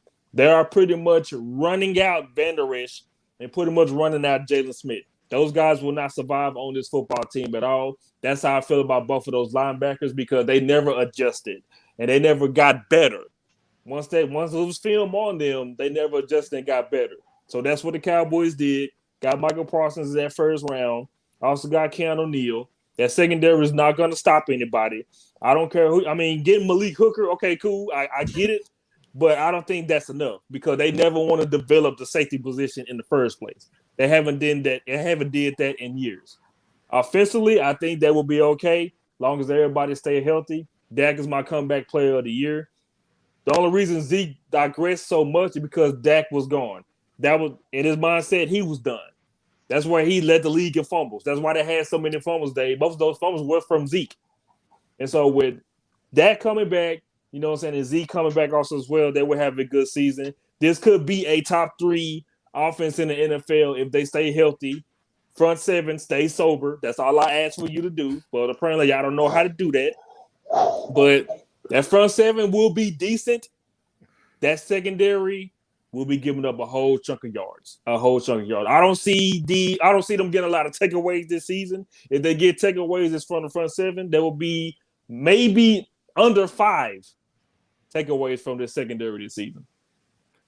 I'm going to say this. I think the Cowboys season's over for one player if he gets hurt again, Tyron Smith. You can have Dak. You can have everybody out there. If Tyron Smith gets hurt, the season's over. They have no answer at left. And look, anybody lose their left tackle, we all know.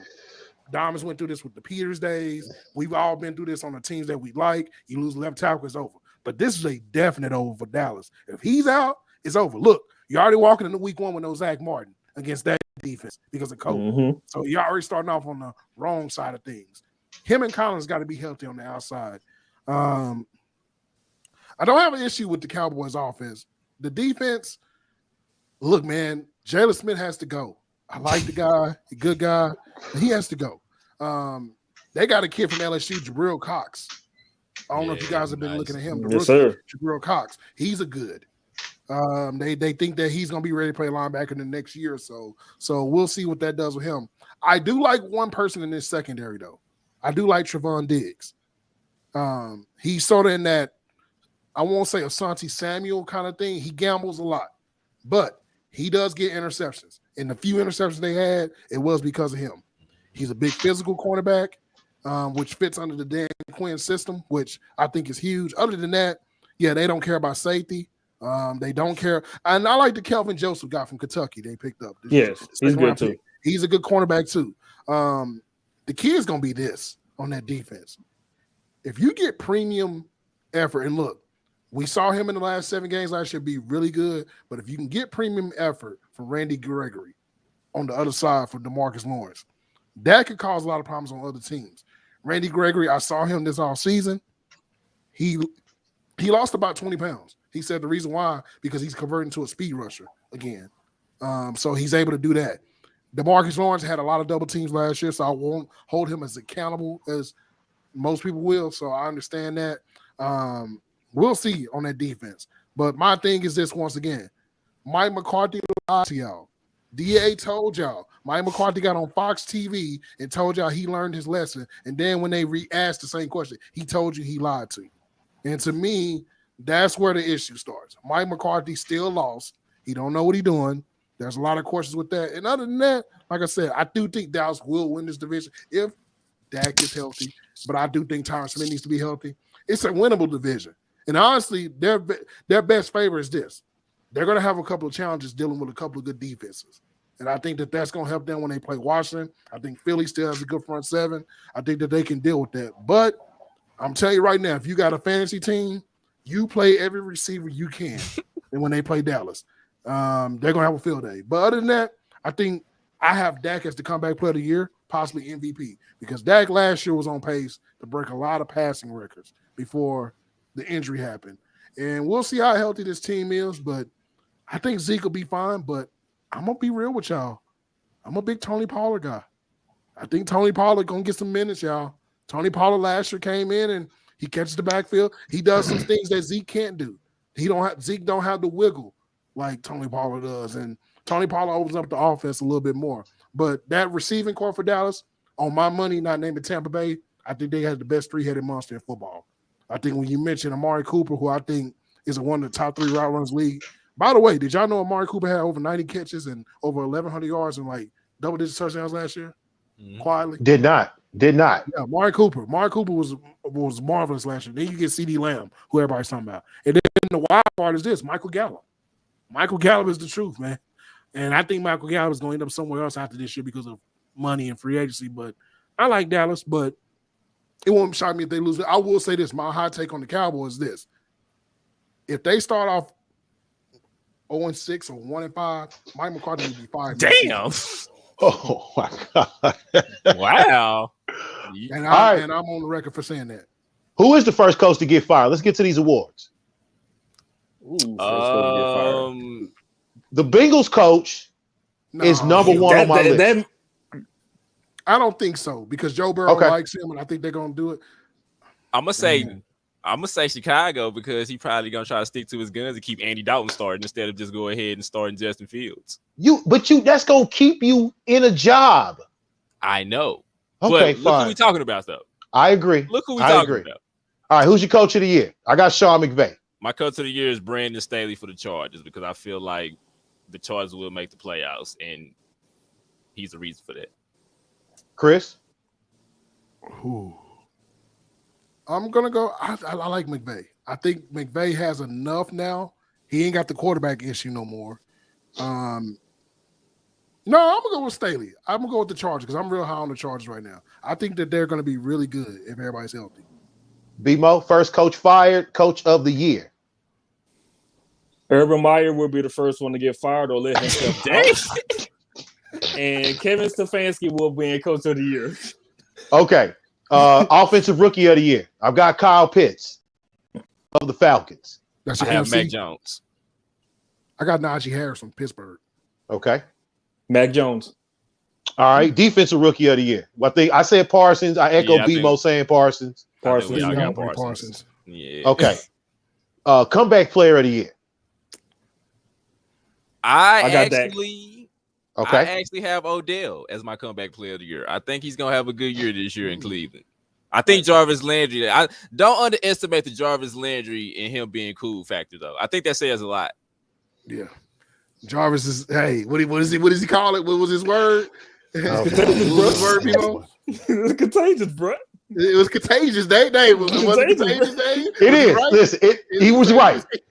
He is right now. Okay, I got Derwin James, and if I think the media is going to go offense on this, so it's probably going to be Christian McCaffrey. They will find a reason to give it to Christian McCaffrey. Yeah, I think it's good. I think Dak could be comeback player of the year because that gruesome leg injury, the hard knock story, and if the Cowboys were to be successful, he may not get MVP, but yeah, he would definitely get that award. MVP? I actually have Josh Allen winning MVP this year because my Super Bowl is Buffalo and Tampa Bay, and I have Josh Allen winning MVP this year. Yes, that's right. I said it. All right, B-Mo? That was my pick as well. I feel like he should have been ranked. His stake was really high, especially from last season. Josh Allen was my pick, but I'm gonna go ahead and keep it safe. I say Pat Mahomes will repeat another MVP. I got Mahomes as well, if only because there will be a narrative created around this Super Bowl loss, and they will try to bust the whole Super Bowl loser narrative as well. And ultimate safe side, I got a repeat in the Super Bowl. I got Bucks and Chiefs in the Super Bowl part 2. I'm going to go with Aaron Rodgers. I think he has the easiest schedule amongst everybody because he's not dealing with tough defenses until he gets to that one part of the schedule, but he's on a revenge tour. And I think that this may be an audition tape for him for another team because I don't think he's going to be the quarterback for Green Bay going into next year. All right. Defensive player of the year, I said it earlier, I've got Jamal Adams. Okay.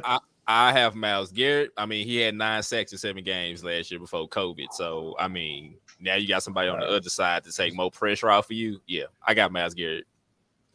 Give me Chase Young, my defensive player of the year. Ohio State. And I'm going to go Fred Warner. Okay. For San Francisco, 49ers. He's elite. Look, Bobby Wagner gets a lot of love, and he's well deserved. He's arguably, you can argue, the best linebacker, but there's people out there in the football world that say Fred Warner is the best linebacker in football, and it may not even be all right. Very good. Offensive player of the year, I got Devontae Adams, and I got Devontae Adams with 20 touchdown receptions this year. Ooh, man. I have Christian McCaffrey. I mean, because like I said, they're going to have him running the slot this year, and, they're going to try to take the pressure off of Sam Darnold, which means there's going to be even more touches with Christian McCaffrey. So I got Christian McCaffrey as my offensive player of the year. I got Alvin Kamara as my offensive player of the year. Regardless of what Jameis may do, Dom, I think they were most definitely going to run him to the ground, running them. I mean, this guy may have like 10 receptions and like 30 carries, in every single game for New Orleans, man. That's my offensive player there, Alvin Kamara. I'm going to say Derrick Henry. And the reason why I'm going to say this is because you add Julio to that equation. Something got to give here. Either somebody's going to downgrade or somebody's upgrade. And to me, if you're a team playing them, you got to deal with his rushing, and now you got 2 receiving threats for real. We like Corey Davis, but Julio is a major upgrade over Corey Davis. And with A.J. Brown on the outside, first off, the underrated blocking from both of them wide receivers is key. True. And now you add Derrick Henry and I'm on record to say I think Derrick Henry this year is going to rush for over 18 touchdowns. He's gonna be close to that single season record this year. Especially with more games. And I think we all should account that too, which is a good point. More games means more records will be broken. Yeah, that's why I got Devontae at 20 touchdowns. Yeah. And plus, who else? Like it's gonna be it's a lot of one-man receiver shows out here. Chicago, Atlanta, even with Pitts, for example, Green Bay. I think DeAndre Hopkins, he doesn't get in the end zone. Well, get him in the end zone. Like I don't understand why they don't. I think that's going to be the next evolution in Kingsbury is more ways to get Hopkins the ball in space, especially when inside the 10. Yeah, and I think if healthy though, don't sleep on the AJ Green signing. That's right. Yeah, I forgot they got AJ Green. Yeah, they do have. So AJ Green. he's taking the Fitzgerald snaps. Is Christian Kirk still number 2 or number 3? Yes. Yeah. Okay. Christian Kirk's number 2. He's the speedster. Yeah. So I'm about to say that's speed. Gotcha. Yeah, I like that. I think most disappointing player though. I think that's something who you think is the most disappointing player this year, in y'all opinion? Like, is that player that everybody's saying we gotta see and then he's disappointing? I think that contrary to Mookie's Josh Allen pick, I think any regression in Josh Allen will be spun into a disappointment, even though he might have the best season he may have in his career, statistically speaking. So I think Josh Allen is a candidate, and even Tua is a candidate as well, because they just waiting on him to fall. Agreed. I got one as well. It may be Dom's comeback player of the year, but I'm gonna say Odell Beckham may be a disappointment this season.